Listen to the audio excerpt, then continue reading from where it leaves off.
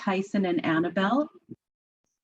Thank you both, Tyson and Annabelle. I really appreciate the assist on this.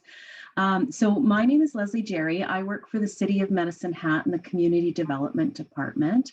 I'm the city's Community Inclusion Coordinator, which means that I work on issues of accessibility and inclusion, both within the city organization and in the community more generally. I'm going to be talking about Project Hope today, which is a community development social campaign that launched in Medicine Hat in January of 2022. I'll talk about the journey that led to Project Hope, including some of the previous projects that really were the inspiration for Project Hope. And I'll share probably about half of the social advertising that made up the project, and a few of the outcomes, as well as some of the challenges and the learnings. Next slide, please. I'm going to have to change mine as I go along here too. So as the pandemic was starting, on March 2nd, we launched a program called I See You Sayubana, which was an empathy project on the topic of discrimination. The exhibit was on loan to us from the regional municipality of Wood Buffalo, and we were going to have it for about 6 weeks. And it was touring several locations with events, in-person events planned at every single one of those locations. They were all conversations or opportunities for people to interact directly with one another. The exhibit itself involved 12 Albertans' experiences of discrimination. It used iPads that people were going to have to touch and earphones that they'd be touching as well. So as you can imagine, at the beginning of the pandemic, that was just not possible, and we were very quickly shut down. So lots of challenges there, and the timing was just unfortunate. Next slide, please. So in that early part of the pandemic, of course, there was lots of fear, and we all went into quarantine, and we had lots of concerns around social isolation, and certainly for our team as well as the rest of the world. And you know, our roles changed for a period of time, and even when we came back to our more typical roles a few months out, we were having to find ways of doing things differently, and having to find, in some ways, more gentle ways of connecting from a distance. Next slide, please. So if you wouldn't mind just taking a moment, and these are sticky pads here that you will be able to use and write sort of what you saw happening in your community. Sorry, let me then share that into the, we just had to let people know, I guess, about put it into the Google Slides so they can access the slides. Give me 1 second here. So are you sharing the PowerPoint as opposed to Google Slides? Yeah, I am sharing the PowerPoint, but okay. But you like is for people to access the slides as well. So let me just do that there for folks. Yeah, and you know, another option would be for people just to put comments in the chat. That would work too. Okay, sure.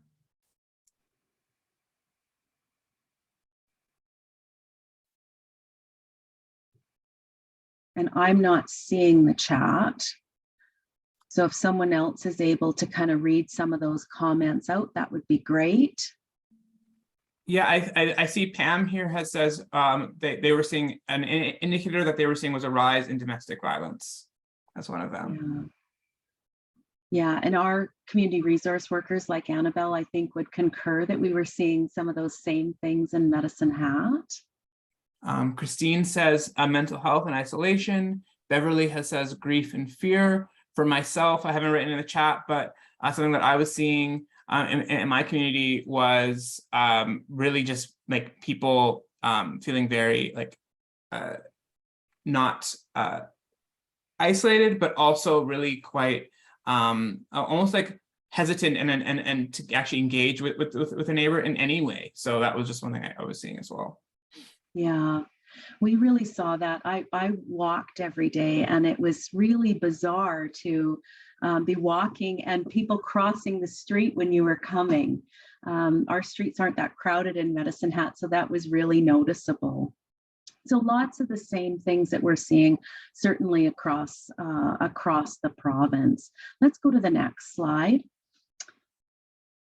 So as a result, I developed this Connecting Community campaign. And with that campaign, it was a social campaign as well. And it was really about densifying those social connections and expanding our local networks, both as neighbors and as residents, and creating community from both that felt sense of community as well as that pride of place, but doing it from a distance largely. With that early understanding of the impact of COVID on our sense of safety and well-being as a community and also as individuals, I was really looking to safely and gently create greater awareness and empathy around diversity, and chose to do a series of short interviews and a social media campaign that would bring those into the public focus. So let's go to the next slide. I partnered with Shaw, our local Shaw station, and we came up with 6 questions. So I went back to the group of individuals that I work with in the community on a regular basis from diverse organizations. And each of the questions had a specific intent. So there's a lot of information on this slide, and I apologize for that. So the first question was really about learning about the individual themselves. What are you most proud of? Was a question that allowed us to have the interviewee really showcase some of their skills, their abilities, their connections, whatever they chose to bring forward. Is what we got from that question. What's your favorite Hatter moment or place? This allowed us to have each interviewee essentially claim their belonging as a Hatter, no matter what they looked like. What's that question you get asked the most? This was a question that with people that were not initially from here or that were on the margins for some other reason, really brought out our assumptions as a community and as individuals. And then the next question, what's the question you wish you would be asked? Again, brought out their skills or their connections or other things that really challenged our assumptions about who they were without it being really sort of in your face. It was quite gentle. And what's your message for the world allowed us to connect with those shared hopes that many of us have. You know, we might not all have exactly the same shared hopes, but we probably all have a fairly similar range of them. We did 18 of these interviews before we were shut down because of COVID. We assumed it would be for a short period of time, and we had 12 already in the docket that were planned and had dates associated with them that we never got to do because our partner Shaw was shut down from in-person stuff for more than a year. So unfortunately, that was as far as it went. So let's go to the next slide. And you'll actually be able to, I think the next one. Yes. So in this poster, what you'll see is one of the individuals we interviewed. His name is Trent. He's a clinical social worker. You see in the bubble that claiming his belonging as a Hatter, which is what we call ourselves. He also identifies as a clinical social worker, and that's something that's really important to him and something he's very proud of. That 9.5 kilometers an hour, that's the question he gets most commonly, especially from kids. But we wanted to flip that around and show that this is someone who is very active. And so we put that on the go at. You'll also notice the tagline, "We're more than what you see," again, asking us to challenge our assumptions about who people are based on that initial presentation. Let's go on to the next one. And this is a video. So this is one of our longer videos. Most of our videos were in the neighborhood of 2 to 4 minutes. BG's is a little bit longer. And so I've got it queued up so that you'll only see just over a minute's worth of it. Go ahead, Tyson, and play that video if you wouldn't mind.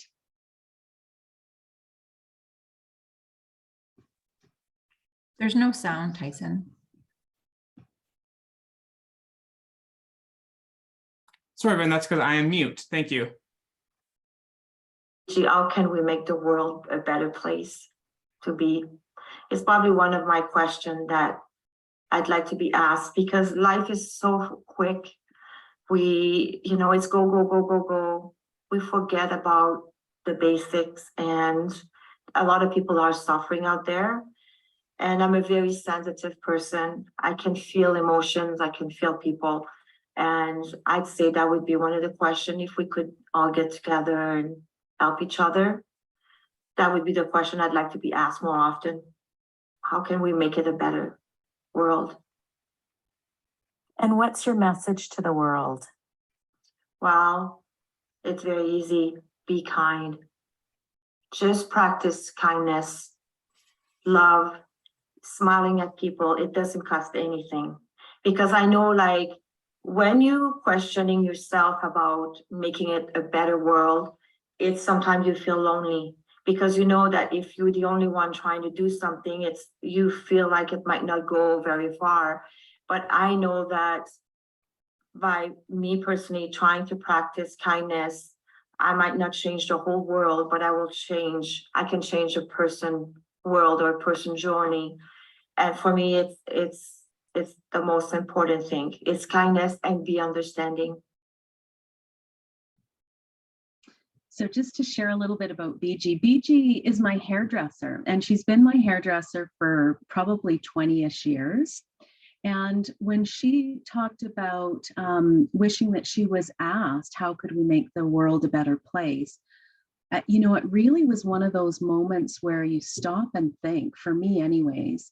I recognized both in myself and as a society how we really preference the opinions of some over others, and how we fail to ask so many people who might have fantastic ideas what we can do and how they can contribute. And that was really the beginning for me of Project Hope. She also talked about how we all can play those small roles, and how would the community change if each of us did our small piece. Instead of thinking that we all have to have massive things that we do, what if we all did our little piece?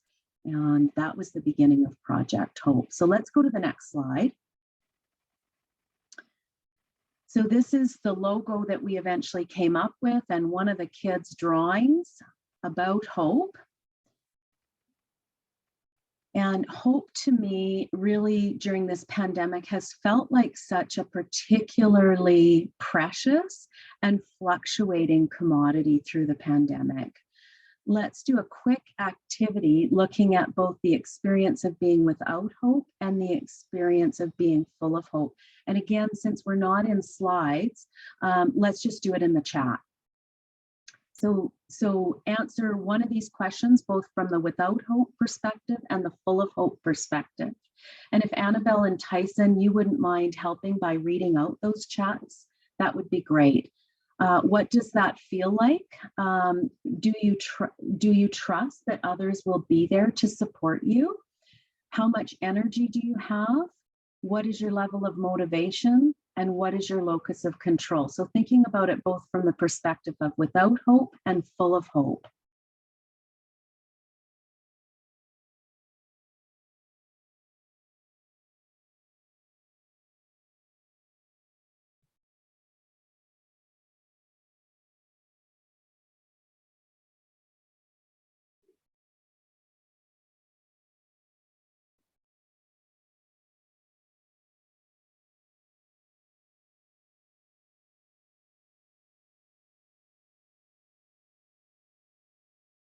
Confused versus certain.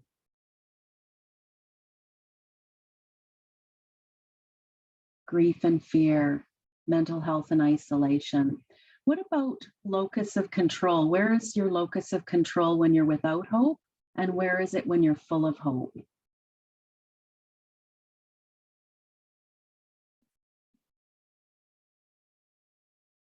Tired, lack of control, sad, with hope, smiling, connected, looking forward, drifting versus grounded.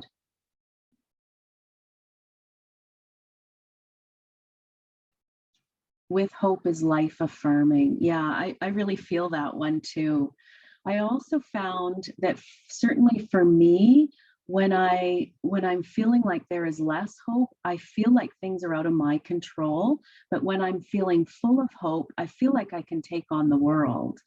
So that locus of control feels much more internal when I'm feeling full of hope, feeling vulnerable versus feeling safe. Yes, empowering.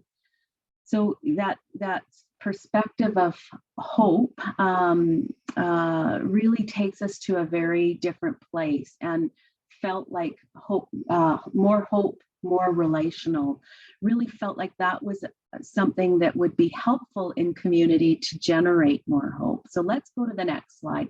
Thank you all for your comments.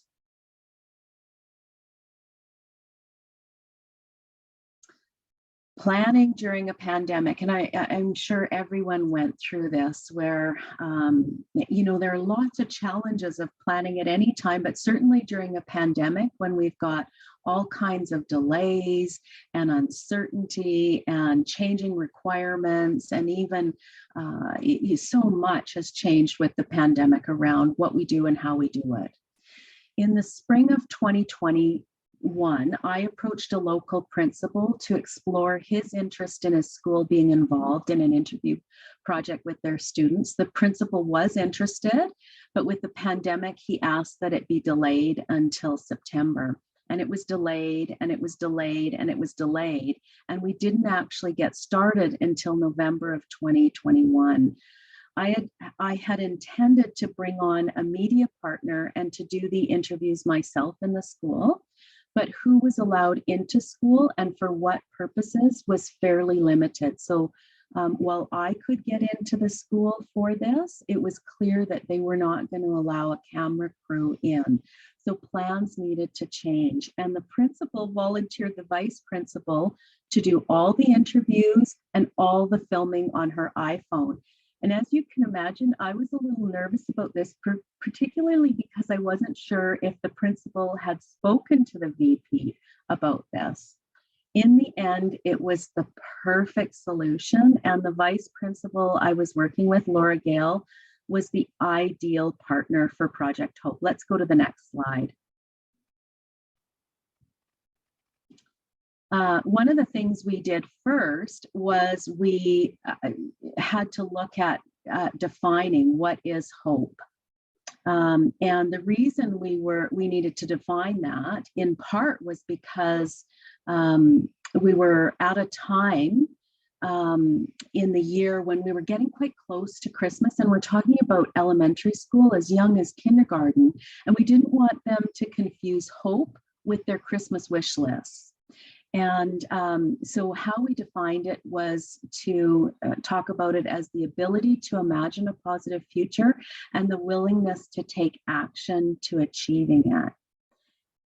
As the days got progressively darker and the weather got colder, and it became clear that we were looking at another Christmas in lockdown, Laura was she had time with each and every class twice a week for half an hour. And so she started talking to the kids about hope and about safety and about love and kindness. And the kids created Project Hope logos, one of which you've already seen. They did art about that. They talked about it as a class, and they thought about it as individuals as well. Let's go on to the next slide. So here are a few of the things that we did. We did an art exhibit in an exterior space. So we were in lockdown at that time, so we were really looking at exterior spaces generally. This art project went up on the outside of our arts building in a space we called the Tumbleweed space, and it was up from December 10th to February 26th, and it showed some of the children's quotes and a bunch of their artwork. We also looked at creating exterior vinyl posters that went on every one of our public elementary schools at the doors, which was still a place that parents were going to, but not going into the school typically. That we also had large-scale bus advertising, both on the back of buses and on the sides of buses. And we had social media posts. The bus advertising started right at the very end of December. We started to see those coming out, and the social media posts began in January. We also did 8 social media videos, and because we had such great support from some of our sponsors, we were able to put even larger posters on the outside of our library, on the SPCA, on the Public School Division office, on Medicine Hat Community Housing Society, as well as 4 posters inside on a window that was into a hallway that they shared with a local investment firm. So let's move on to the next one. So our intent was really to share hope and to watch it grow. Let's move to the next slide. This is a student that had suggested, so Laura was facilitating these conversations with the kids, all 300 kids in that school, and she told the kids that the adults of Medicine Hat were going to be listening to their messages about their responses to these big and important topics, and the children were really excited that the grown-ups were going to be listening to them. So think about that as you go through this, because we'd love to get your feedback, your responses, and then bring those back to the school and share them with the children. So this little girl pictured here said to Laura, she said, well, why don't we get t-shirts made? And so Laura immediately made arrangements to do just that. And that was a great example of adults listening and acting on what kids were saying. So I'm going to show you about half of our social media posts and advertising. Mostly what you're going to see is the social media posts, just because they fit better in this format. So this first one is one that went up on one of our city buildings. So we also had posters up on 3 of our recreational facilities, plus Co-op Place, which is a big both sports facility. It's where our big arena is, and it's also where we see big concerts or shows. So this one went on the outside of a dual arena, so it has lots of traffic going and coming. And you'll notice that we've identified the child with the quote and the child who did the artwork as hatters and by their grade level, because we thought it would be a bit creepy if a kid was recognized in the community by name. So that's how we chose to deal with this. And it says, what makes you feel loved? I feel loved when my dad plays hockey with me. Identifying them as a hatter also allowed this project to really connect to the previous Connecting Community project, where everyone self-identified as a hatter. Next video, please. What makes you feel loved? I am loved when I'm with my dog. Next video, please. I'll also be interested, think about the themes that you're seeing through this as well. And there'll be an opportunity for feedback around what you're seeing as themes as well. I felt like I saw some pretty clear themes, but would be interested to hear what others saw as well. I feel loved at school when I'm learning. My teacher helps me to learn. This one is probably an 8-foot-high poster on the front of our school, our public school division office. Next, please. I feel loved when I snuggle with my grandpa. Next, please. I show love by helping my mom clean up.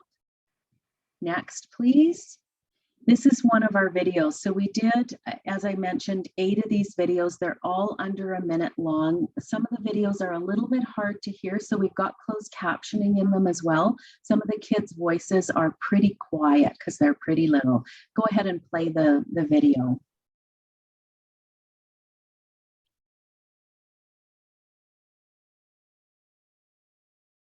Possible when I talk and people listen. When I go out for walks and bike rides with my mom. When little kids learn how to ride their bike, their parents give them love and kindness.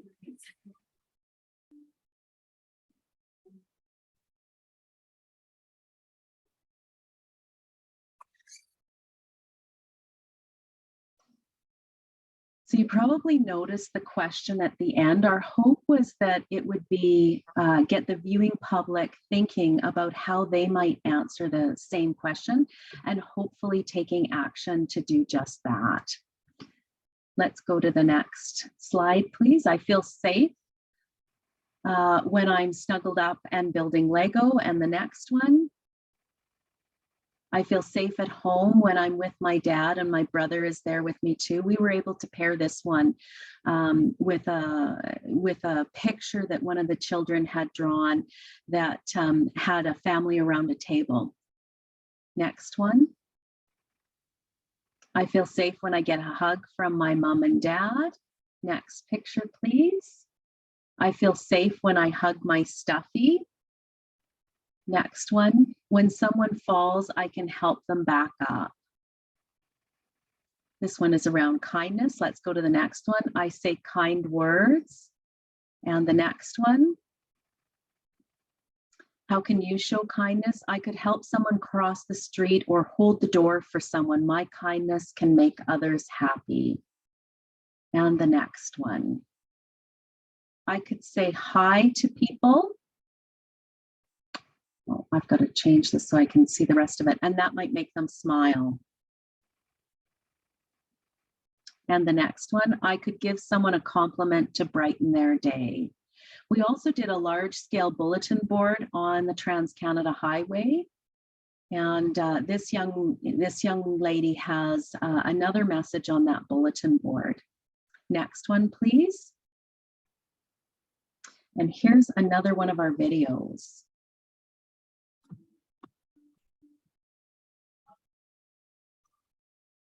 You can show kindness to people that you don't even know by holding doors open or even just giving them a smile.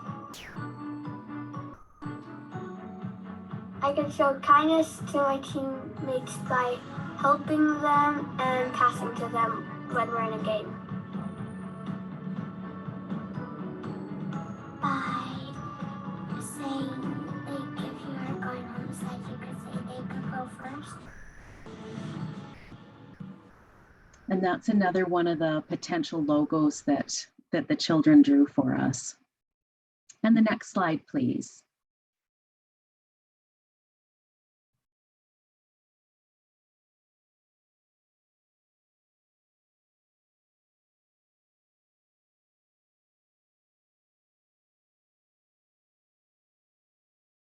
What makes you feel hope? I hope for Medicine Hat to be a friendly place to go and live. And the next one. I feel hope when I'm with my family and friends. And the next one. I hope that everyone will realize that we are all equal. This is one of the ones that was put up a large poster. It's probably 3 feet by 6 feet and is on the inside of our Medicine Hat Community Housing Society in that hallway. Next one, please. I feel hope when I find a bit of light when there is a problem. This is one that's up on one of our transit shelters as one of those, I think they're about 6 or 7 feet high advertisements. This Hatter and 6th grader really captured the intent of Project Hope in that he's acknowledging that there are challenging times, But he's also acknowledging that there's a way forward and that we can hold on to those little bits of light and remember what's still good in our lives and take actions that we can, remembering and reinforcing hope both in our own lives and in the lives of others. Next, please.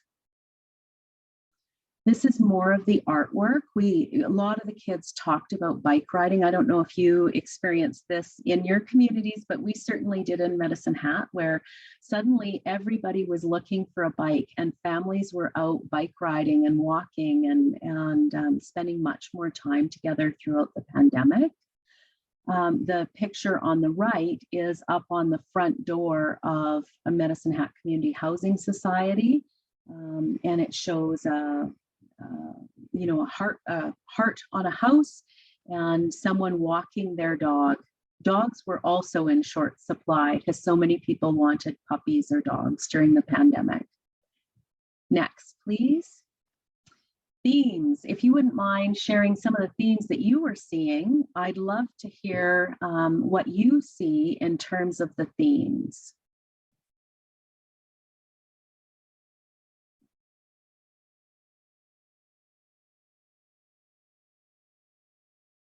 Relationships, absolutely. That was the first thing that came out when we started looking at what the kids were talking about, how much those relationships meant to each other. Connection, absolutely. Hobbies, kindness, connection and kindness, relationships enhanced with nature, quality time. Yeah, a lot of stuff came out with the kids talking about spending time with people in their family or with friends. I also felt like I saw sort of that rejuvenation. How do we look after ourselves by spending time alone with pets, with books, with Lego, those kinds of things as well. Let's go on to the next slide, please, Tyson. Challenges. Timing was definitely a challenge. So I had worked this into my schedule and adjusted my schedule with the first delay. But with all the delays happening with this, it ended up coming at my very busiest time of the year. Another challenge that we had, which was a good challenge in many ways, but also played into timing, was we were able to get some FCSS dollars at the end that ended up funding all of those posters and all of the advertising. So that was great, but because we got such great deals, we ended up having money left over. And so it was a challenge in terms of getting all that money spent, but we'll talk about the benefits of that challenge on the other end. Consents here were very tricky. This was the City of Medicine Hat's campaign with Medicine Hat Public School Division as a major partner. And we were, of course, using images of children in very public and potentially lasting ways because they were going to be used in social media. There were lawyers on both sides that were involved in these consents and other levels of management on both sides. And there was quite a bit of back and forth between the two organizations. But luckily everyone was really positive about this and wanting to see it go forward. And so we all kept the faith and were able to make it work and ensure that everyone was going to be kept safe in the process.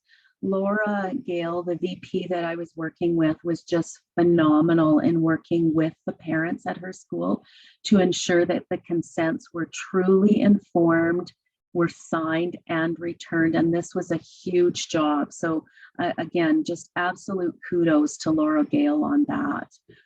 Letting go of best laid plans. I mean, we always have to be flexible in community development, but certainly with the pandemic and everything else that was going on, that was, there was more of that with this project for sure. And next slide, please. Successes. We also had lots of successes with this. So this is what you're seeing here is one of the posts that the school made. We love, I'm sorry, I can't read this very well. I don't have mine large enough. We love I think it I says can- something about, I can read it if you like. Oh, thank you. sorry, it's my mouse kind of goes a little bit wild here. So it says how can you show kindness when someone falls? I can help them back up. Is that? Yeah, more the stuff above. Oh yeah, it says we love thinking of the smiles these quotes, photos, and drawings are bringing to our community. If you spot a Project Hope bus, please send us a photo through Facebook or email. Hashtag Project Hope. The kids and had their parents and running around the city trying to follow buses and find their pictures and see these messages, and they were forever snapshotting when they go to a recreation facility or somewhere in the community and they'd see a poster or a photo and want to share that on social media. And parents as well were also very supportive, as you can see by the quote below, which is again taken from that same social media post. If you wouldn't mind reading that, yeah. Tyson, that would be great as well. It says, so proud of this school and their staff, teaching the students how to deal with adversity and how to support one another in a positive, selfless manner. Our children are in good hands. Yeah, they really are an amazing school. The middle picture is actually of this gentleman is a former principal at one of our high schools, and he's now a school board member. And the school board was doing a campaign where they were introducing all of their trustees. And this actually came out before the campaign started. This is another example of needing to be flexible. And they asked, because it was so aligned with our messages around Project Hope, we got a call saying, hey, can we use the Project Hope logo? And so of course we said, absolutely. We were really much more concerned about getting out those messages of hope in our community than making sure everything went exactly how someone in charge of marketing would want it to go. And yeah, so it was an easy yes on my end. I'm not sure corporate communications would have made the same call, but for me, it was an easy yes. The picture beside that is one of our posters. This one's up on the library, and it's a 13-foot high poster. You can see our logo, you can see the child's message, and then in the yellow block is actually a call to action that the library chose to add that was essentially inviting people into the school or into the library, and told them to connect with librarians for, suggestions around resources that might inspire more hope, whether they're movies or books or anything like that. So let's go to the next slide. This, again, is another one of our successes. The Project Hope t-shirts and sweatshirts were so popular that parents and kids asked for them to come back and have another opportunity to be able to order them. And I was really honored when our whole team chose to order them as well. I know I ordered for myself all the t-shirts in the first go around, and then ordered a sweatshirt as well. Annabelle, I think you got something as well, didn't you? Yeah. And I've already been able to wear mine at some community events. It's just really, I think, all what our department is really about in some ways, inspiring hope and connecting people and those kinds of things. And for me, this feels a more accurate reflection of my role than just wearing my city logo. So I was really thrilled to be able to wear these at events. Next slide, please. So more successes. I have to say that, working with Laura Gale, she was just phenomenal, just so incredibly engaged, so positive. The kids who have her as a teacher are so very fortunate to have her. She's just an amazing educator. Student staff and parents at the school really embraced Project Hope. It was lovely to be talking, when you live in a small community, you often know where your coworkers' children go to school, or you know about what neighborhood they live in. And so as a result, I knew people all across the organization who had kids in this school. And it was wonderful to be hearing from them that their kids were coming home and talking about Project Hope and being really excited. So that for me was a real win. If we even had a tenth of the students going home and having those conversations, that's a lot of people that are impacted. Working with trusted networks and partners, of course, it's always a boon, but certainly during the pandemic, it has allowed us to do lots of things more quickly. So yes, there have been delays in other ways, but they often haven't come from our partners and our trusted networks who have found ways to make things go forward in a hurry. So just so grateful for that.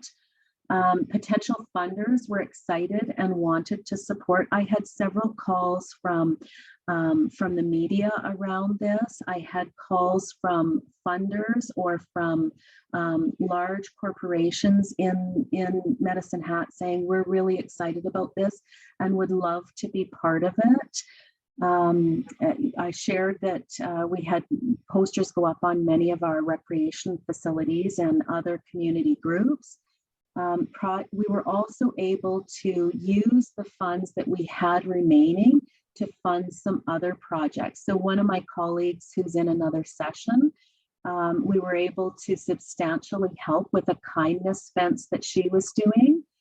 Annabelle, who's here today, is doing Big Life Journal, and maybe she'll be able to share a little bit of that with us if there's time.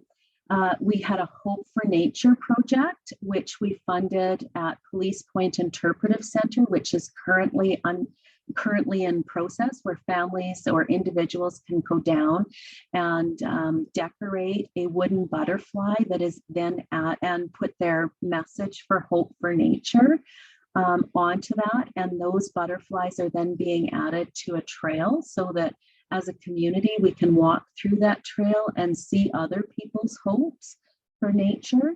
We've also got a Trees of Hope project that will happen this fall through our local immigration partnership. So excited to see that happen as well. Annabelle, did you want to say anything about your project with Big Life Journal? So Big Life Journal is actually a program. It's a social emotional mindset growth project. And myself and another colleague, were teaching it in grade 4. And we started very late in the school year, just like Leslie had mentioned. There's very limited times that we could go into the school. So once we jumped in, we ran with it. And it's been amazing to see the growth and the conversations around, kindness and empathy and persistence and just their vulnerability of choosing to practice even more like kindness and empowering each other. So we finish actually in two weeks because then school's out. But we hope to continue this project starting September again in other schools. It's just been a wonderful conversation to have with the kiddos. Sounds lovely. Oh, I wish I could have been there.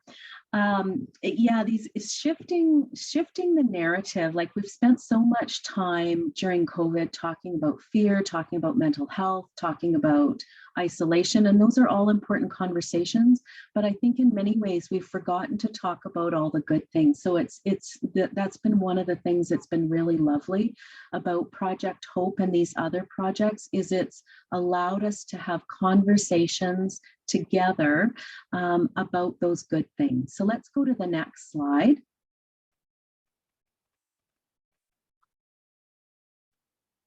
And remember, we talked about hope as an action, so that ability to imagine a positive future and the willingness to take action to achieve it.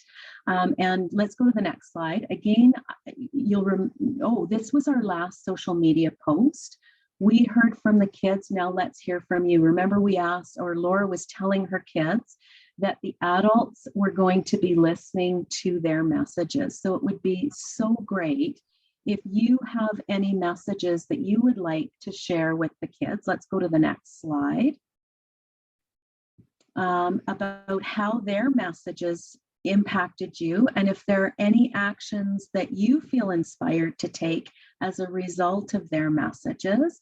And if you want to claim your belonging, wherever that might be, and your role in community, whether that's as a parent, someone who works as a social worker, whatever it happens to be, and write those in the chat. I would love to capture that chat, transfer them to Project Hope cards, and share them with the school. We had a number of people write messages, and we put them up at the school as a surprise for the children and for Laura. And I got a text from Laura the morning they went up that she literally walked into the hall and started reading the messages and started crying. It's always a challenge to recognize those particularly special volunteers that do things out of because they feel compelled to. So they're not looking for recognition. They just really want to give back selflessly to the community. And I looked at so many different things for her, but I really felt like this was the best thing we could do, is to share how her work was impacting the rest of us. And I'm going to start taking pictures of the messages you're sharing so that I can share those with Laura. I know it will mean a ton to her. And if you're interested in learning more about the work we're doing under Connecting Community, seeing more of those videos or seeing more of the information on Project Hope, you're welcome to go to our website. It's www.medicinehat.ca/connecting community. And all the videos are linked there, as well as information around how to get a hold of me or anybody else in our department. So thank you very, very much.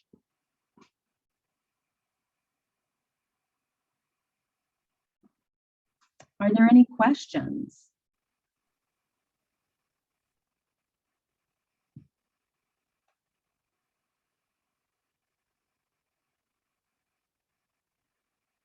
I think for me, I have a question just about curious where you feel like like having done this campaign now and all the different delays, but also providing that the inspiration and kids and parents going around trying to clip find themselves in this message, whatever that might look like. I'm curious where are they now, do you think? Where do you think the sense of community is after all of this? What's your thoughts?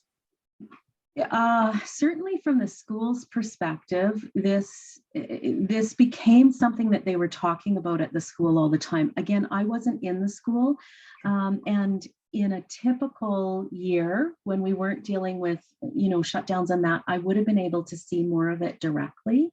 According to what I heard from both the principal and the vice principal, is it really changed the dynamic of the school. I had another massive project running at this same school at the same time. Yeah, so there was just a ton of energy around that. They are a very engaged school. And I would probably have to talk to some of my colleagues again to find out what that's been like, 6 months out kind of thing. Yeah. Annabelle, are you in that school at all? I am not, but I work with another colleague there, that she comes to the other school that I'm at, and she was saying that it gave them that sense of purpose, and some of the kiddos that didn't like going to school actually look forward to being at school to talk about Project Hope. That's wonderful. I did want to mention that we do only have about 30 seconds left. So Leslie, thank you so much for coming in and sharing about the project and Hope and what's been going on in Medicine Hat. So thank you so much for this. And folks will be going back into the main room here soon. So thank you.